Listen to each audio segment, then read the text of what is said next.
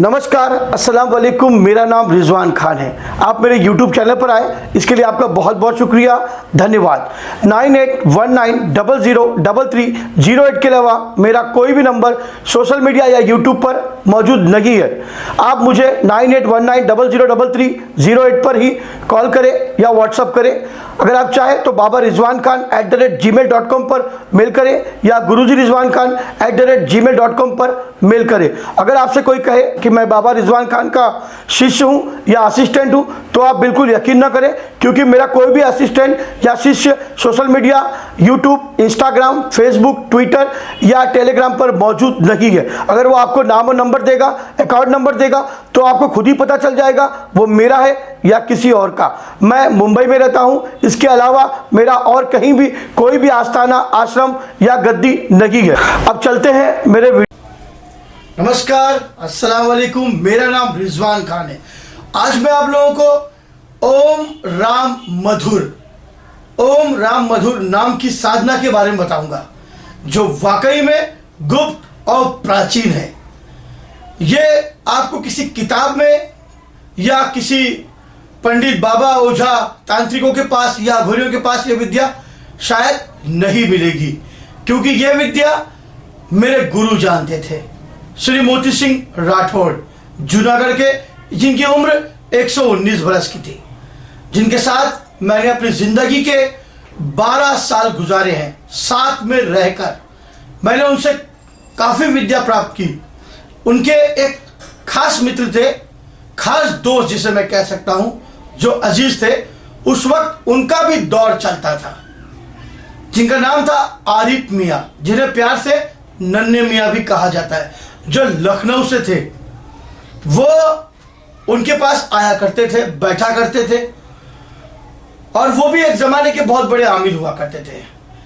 कहते ना, दो प्रकार की साधना होती, दो प्रकार के अमल होते, रूहानी और शिफली।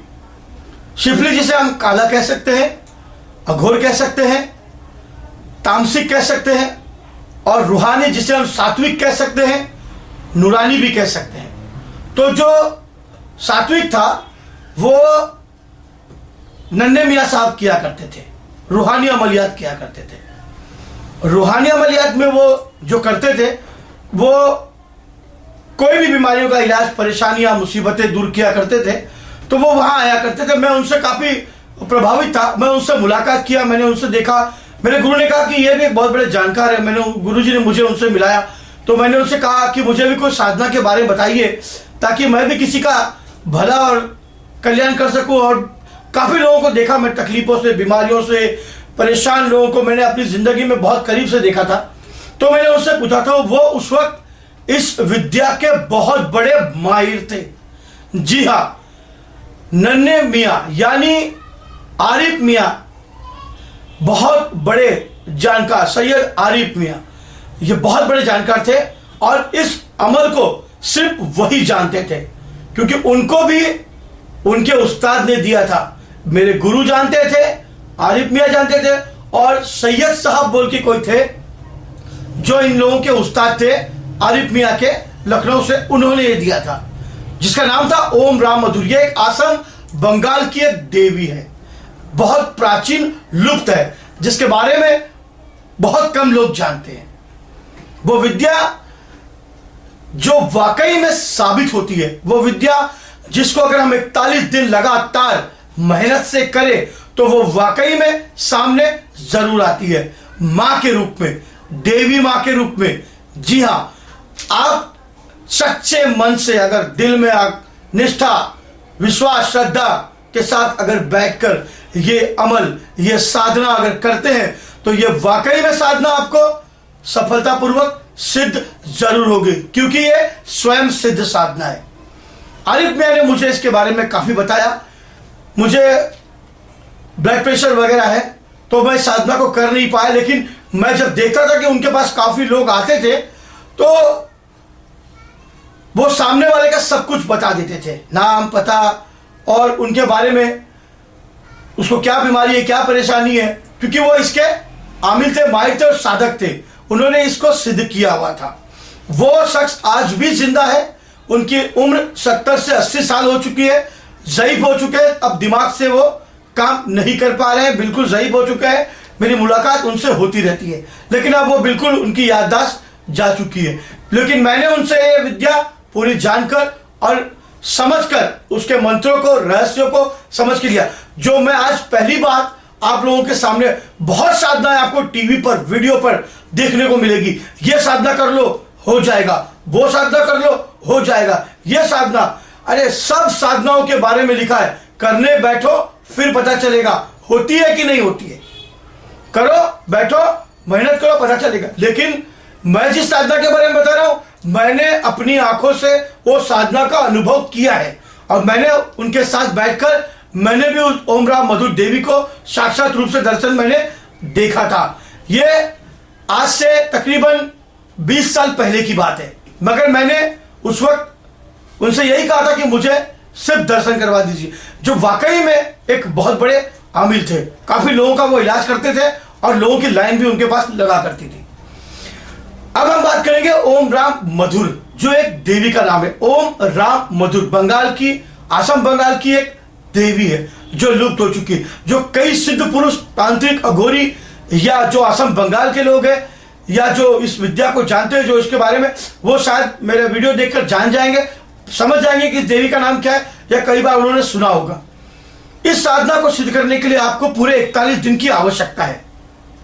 41 दिन में आपकी ये साधना सिद्ध हो जाएगी। रोज रात को आपको ये साधना करनी। ये साधना कैसे करनी है? ये साधना आपको खुले आसमान के नीचे बैठ के करनी। चारों तरफ से आपके बंद होगा, चलेगा, लेकिन आपका छत खुला होना चाहिए। ऐसी जगह, एकांत शांत जगह जहां कोई भी आता जाता न हो, उस जगह पर आपको एक दिया जलाना है, एक अखंड ज्योत जो 41 दिन तक जलती रहनी चाहिए। तिल के तेल से या मीठा तेल से या सरसों के तेल से आप उस दिए को जलाकर उस जगह पर रखें।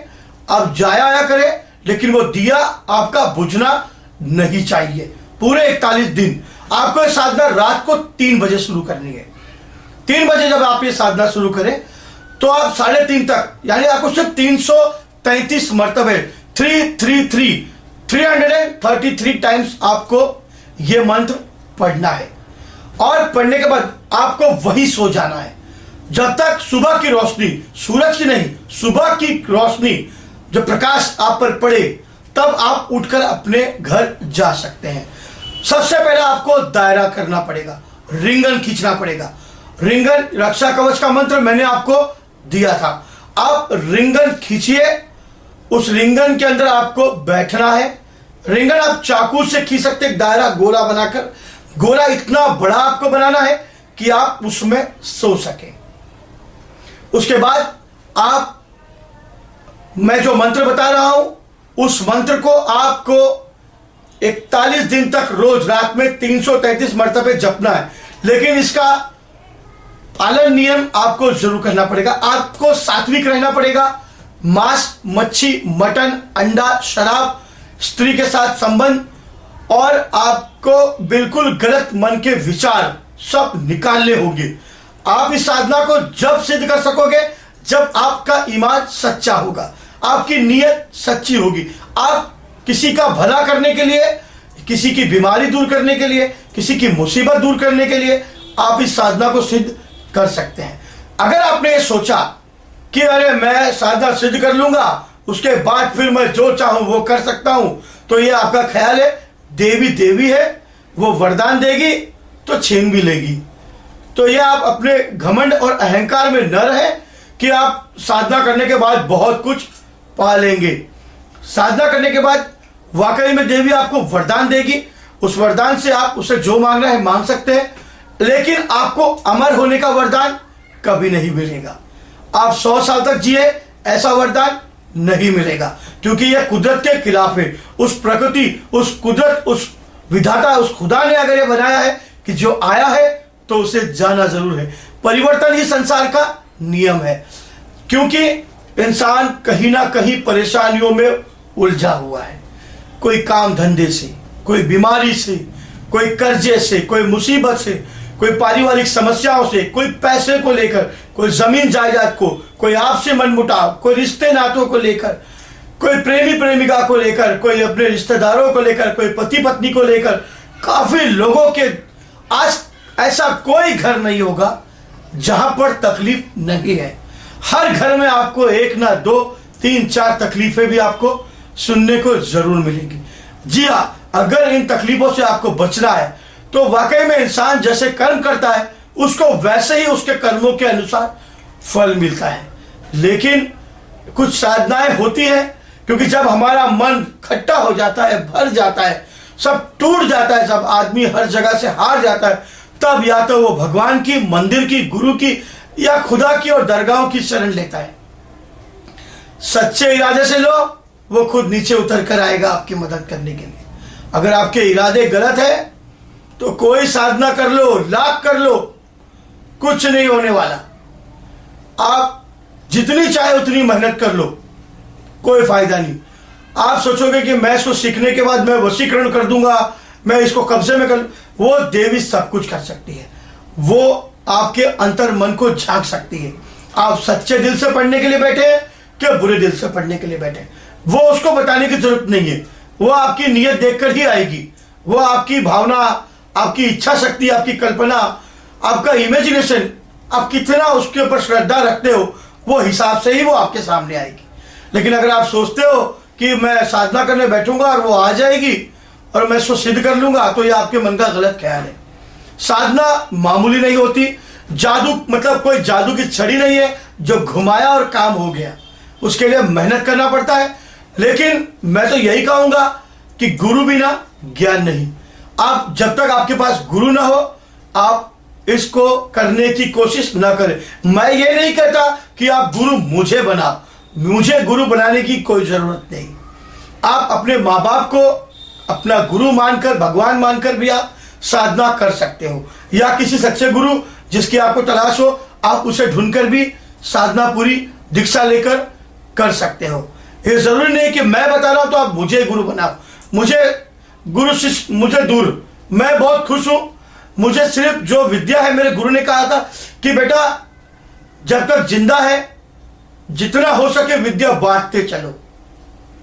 मेरे गुरु ने कहा था कि जब तक जिंदा है तब तक विद्या बांटते चलो, हम मर जाएंगे विद्या हमारे साथ लुप्त हो जाएगी।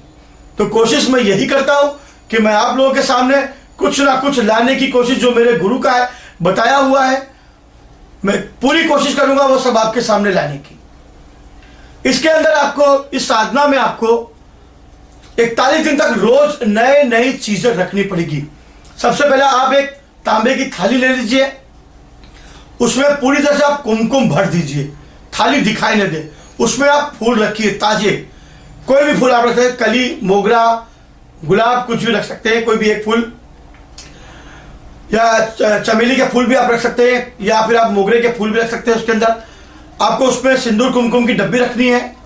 आपको उसके अंदर रोज एक चीजें रखनी है जो देवी को पसंद। जैसे आपको पहले दिन की साधना में आप काजल की डिब्बी रख सकते हो, दूसरे दिन आप कंगई रख सकते हो, तीसरे दिन आप बंगड़ी चूड़ी रख सकते हो, चौथे दिन आप चुनरी रख सकते हो, पांचवें दिन आप श्रृंगार का सामान रख सकते हो, छठे दिन आप गुलाब जामुन रख सकते हो।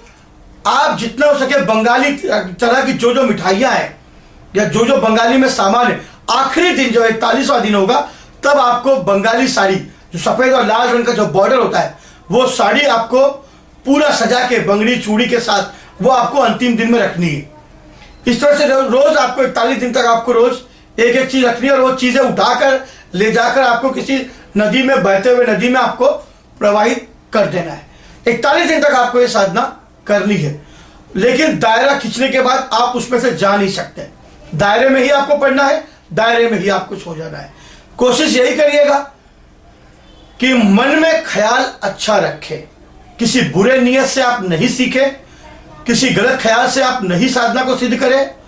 और कोशिश यही करिए कि साधना सच्चे मन से करिए, क्योंकि साधना जब ही सफल होगी जब आप किसी भला काम, कोई बहुत ज्यादा बीमार है, डॉक्टर ने गारंटी दे दिया है उसकी बीमारी का इलाज नहीं हो रहा, तो आप इस साधना को करिए, एक उम्मीद की रोशनी जाग सकती है। आप कोई भी काम आप देवी से कर लीजिए, वो आपका कोई भी काम कर देगी, लेकिन आपको अमर होने का वरदान वो नहीं देगी। उसके बाद आप जब देवी आपके सामने आए तब आप बात मत करें। आप 333 जब आपका पूरा हो जाए तब वो बोलेगी आपसे, बोल क्यों बुलाया। तब आप उससे कहिएगा कि आप मुझे वचन दे कि मैं जब बुलाऊंगा, जब आप मेरे सामने हाजिर हो जाओगी, 2 मेरा दिया हुआ हर काम करोगी, मुझसे पूछे बिना कोई काम नहीं करोगी, 3 मेरी रक्षा करोगी। 3 वचन जब आपको दे तब आप उसे भेज दीजिए। फिर 41 दिन के बाद यानी 4 दिन तक, 45वें दिन आपको 3 दिन साधना नहीं करी, फिर वही जगह पर जाके आपको साधना करनी है, फिर बुलवाना है और आप अपना काम शुरू उनसे करवा सकते हैं। जैसा कि मैंने आपसे कहा, कमजोर दिल वाले, ब्लड प्रेशर वाले, जो जिनको दिल की बीमारी वगैरह है, वो इस साधना को न करें। कमजोर दिल वाले इस साधना को न करें, क्योंकि इसमें डरावनी चीजें, भयानक चीजें भी आपकी ओर आकर्षित होगी।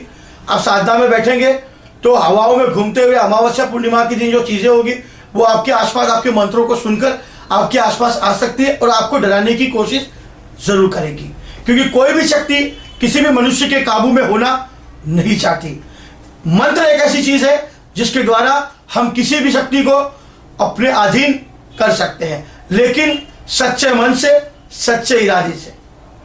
जब भी साधना शुरू करें, अपने माँ बाप का आशीर्वाद, उनका सर पर हाथ जरूर रखें, क्योंकि माँ बाप से बढ़कर दुनिया में कुछ नहीं है। माता पिता गुरु, उससे बड़ा दुनिया में कुछ नहीं है। मंत्र है जो मैं आपको बता रहा हूं, जो साधना का मंत्र है, श्री ओम नमो,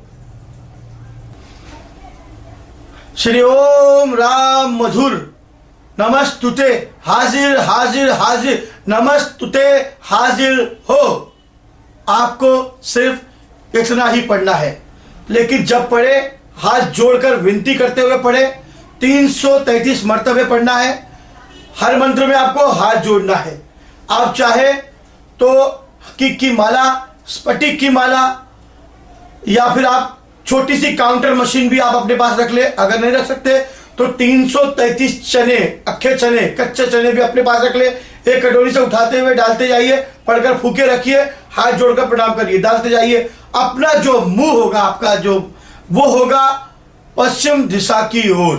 रात में नहा धोकर साफ सुथरा होकर आपको सफेद रंग का पूरा वस्त्र पहनना है या काले रंग का वस्त्र पहनना है, लेकिन साफ सुथरा वस्त्र। आप दिन भर में काम धंधा कर सकते हैं, काम पे जा सकते हैं, लेकिन आपका समय बदलना नहीं चाहिए।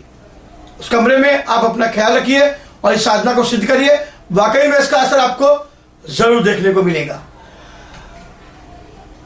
अगर आपको यह मेरा वीडियो अच्छा लगा तो इसे लाइक और सब्सक्राइब जरूर करिए। सब्सक्राइब का मतलब होता है हमारे साथ जुड़ना। सबसे बड़ी बात, लोग मुझे मेल करते हैं, मुझे जब मेल करें तो सबसे पहले अपना नाम, अपनी उम्र, जन्म तारीख और अपने बारे में जरूर लिखें कि आप कौन से शहर से बोल रहे हैं, ताकि मुझे समझने में आपको आसानी हो सके और मैं उसका जवाब आपको दे सकूं। कोशिश करिए, मुझसे केवल अच्छे कामों की ही उम्मीद रखिए। वशीकरण वगैरह की उम्मीद मुझसे या मारण कर्म की वगैरह की उम्मीद मुझसे मत करिए, क्योंकि गलत काम कुदरत साथ नहीं देगा और कुदरत आपका भी साथ नहीं देगी। मैं केवल अच्छे लोग जैसे भूत प्रेत, बीमार, परेशान, इनका इलाज ज्यादा करता हूं। कोशिश करिएगा, मुझसे अच्छे सवाल करिए ताकि मैं आपको उसका अच्छा जवाब दे सकूं और जो साधना है उसके बारे में मैं आपको बता सकूं। अगर मेरा वीडियो अच्छा लगा तो इसे लाइक और सब्सक्राइब जरूर करिए। जब तक के लिए नमस्कार, खुदा हाफिज।